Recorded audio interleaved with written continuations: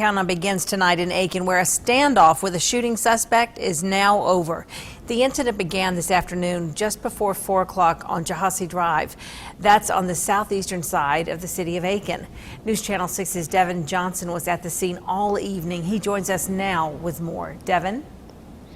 Aiken Public Safety surrounded a home on the 100 block of Jahasi Drive after several 911 calls were made about gunshots being fired off in the neighborhood. When officers arrived on scene, they located a male subject who was armed. He did point the weapon at the officers and engaged the officers.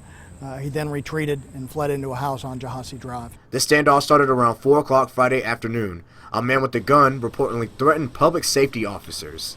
We're attempting to make contact with the suspect to see what we can do to resolve the situation peacefully, determine what his intentions are, and see if he needs any assistance.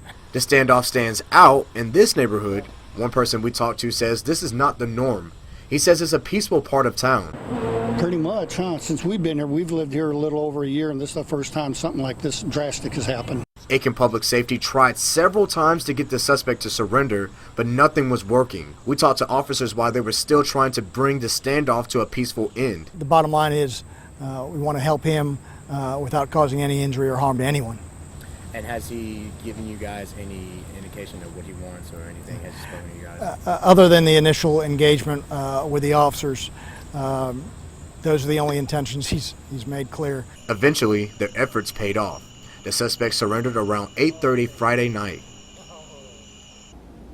The suspect is now in custody and SLED will take over the investigation.